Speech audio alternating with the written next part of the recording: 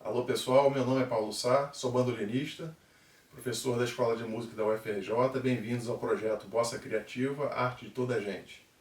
Uma realização da Universidade Federal do Rio de Janeiro, através da Escola de Música da UFRJ e da Fundação Nacional de Artes, Funarte. Esse é o vídeo número 1 de uma série de 20 videoaulas de bandolim. E o projeto apresenta 4 professores de bandolim, cada um com 5 videoaulas, falando sobre diversos tópicos, como o resumo histórico do instrumento, posicionamento, abordagem de técnicas diversas e sugestões de exercícios de adaptação e desenvolvimento técnico. Vamos lá então, curtam bastante todas as aulas. Alô a todos! Nesse vídeo eu vou apresentar muito resumidamente alguns pontos essenciais sobre a história do bandolim. Então, primeiramente, o bandolim é um instrumento com fortes raízes italianas, da Itália, que surgiram os primeiros fundamentos técnicos, os principais. A primeira grande produção de repertório durante os séculos XVII e XVIII, os primeiros grandes mandolinistas e também os primeiros grandes métodos. Então, a palavra mandolino é hoje um nome genérico para se referir ao bandolim na Itália. Até chegar a ser conhecido como mandolino, o instrumento passou por algumas transformações no próprio nome, na pronúncia, na forma da caixa acústica, no número de cordas e na afinação. Então, muitos instrumentos assim, de corda de origem árabe, como na família dos alaúdes, tinham um fundo arredondado, como a gente pode ver aqui no mandolino. Então, por essa razão, não raramente a gente vê em dicionários de música, até dicionários atuais, algum tipo de associação entre o bandolim e os alaúdes. Só que as pesquisas mais recentes, ela tem demonstrado que o bandolim tem maior relação com a família das guitarras, que vem da palavra kitara, que é da Grécia Antiga, ou seja, parente dos violões, utilizando aqui o termo em português.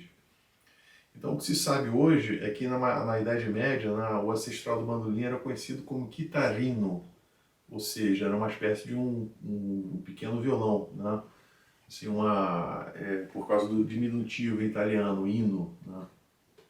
E além disso, na Renascença, havia um alaúde menor, que era chamado de alaúde soprano, que possivelmente foi confundido com chitarrino, daí supostamente surgiu em parte nessa confusão.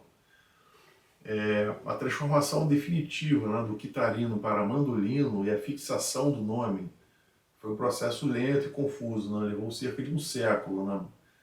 O mesmo instrumento era conhecido por outro nome em lugares diferentes. Então, alguns documentos se referem ao instrumento pequeno, derivado na família das guitarras, tinha 4 cordas, e era chamado na França de mandorre ou mandorra, mandore ou mandora, mandora, dependendo aí da pronúncia. Na Itália, o mesmo instrumento, com alguma variação no número de cordas, era chamado de mandola ou mandola. Então, o termo mandolino, no diminutivo, referindo-se então a uma pequena mandola, uma mandolinha, aparece pela primeira vez em 1634, nas anotações de luthier em Roma. Mas a constatação mais interessante sobre o mandolino, que eu acho, está lá em Cremona, no Museu Stradivariano. São as plantas de construção do famoso luthier italiano, Antonio Stradivari, que além de violinos, todo mundo sabe, fabricava também alaúdes, guitarras, violas e mandolinos. Então, é importante fazer uma distinção entre o mandolino barroco, o mandolino lombardo e o mandolino napolitano. O barroco tem 6 cordas duplas de tripas, e tocado com os dedos, embora possa ser tocado com palheta também, feita de pena, geralmente de pena de fazão. O bandolim lombardo, conhecido também como bandolim milanês, tem a mesma afinação do bandolim barroco, mas em vez de 6 cordas duplas, passou a ter 6 cordas simples. E o mandolino napolitano, que a gente viu aqui agora, surgiu por volta de 1740, né? Tem 4 cordas duplas de aço, afinado como violino e, via de regra, tocado com palheta, né? Bom, o volume, né, e a projeção de som do mandolino napolitano foram muito ampliados, né, para atender a acústica dos teatros do século XVIII. Agora, então, bem maiores, né, do que os teatros das pequenas salas, né, de concertos do século XVII. As cordas de aço e a caixa acústica fizeram a diferença. O modelo napolitano, ele é hoje amplamente estudado, né, tocado, né, em diversos países, né, tem um nome assim, bastante forte e tem um repertório também original, amplo, né, contando com composições de Mozart, Beethoven, Paganini, Stravinsky, né, Schoenberg, apenas citando algumas, né. Assim, entre o fim do século XIX e as primeiras décadas do século XX, o bandolim napolitano ele esteve muito em alta. Foi uma moda com proporções enormes, né, sobretudo na Europa e nas Américas.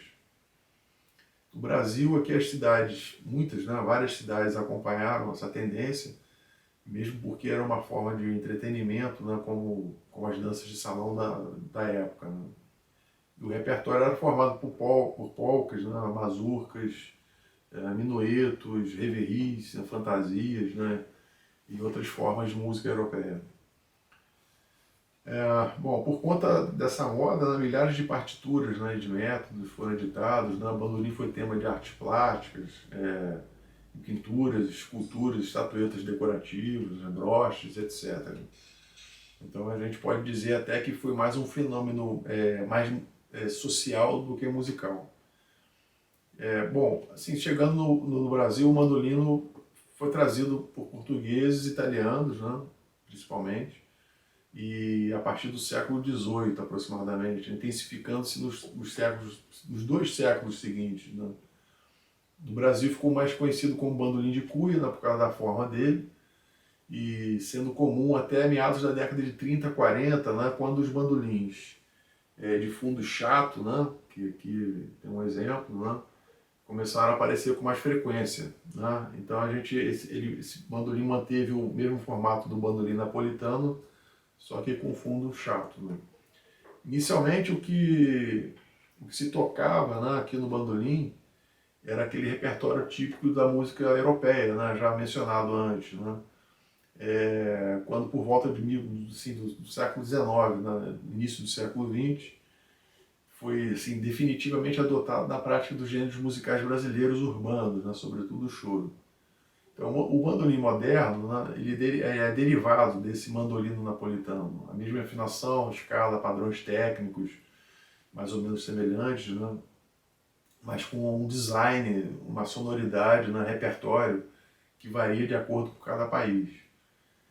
Bom, a história nunca se reduz, né, a um ou dois protagonistas, né, mas a gente pode destacar nesse vídeo 2 grandes bandolinistas que foram, assim, que contribuíram para o desenvolvimento do instrumento no Brasil, que foi o Lupercio Miranda e o Jacó do Bandolim. O Lupercio foi um dos poucos representantes do Brasil de uma técnica italiana, né, deixando inclusive algumas peças dentro do estilo. E ao Jacó coube assim, assim, dar uma identidade mais nacional ao instrumento, né, adequando ele ao gênero do choro, e adaptou o formato original à forma da guitarra portuguesa, que é esse bandolim, né, que eu tenho aqui, que favoreceu muito, né, a sonoridade e o seu estilo próprio, né, na forma da sua interpretação. E aqui a gente vê, né, a gente pode dar um contraste, né, assim, esse aqui é um protótipo, né, do mandolino, né, do mandolino barroco.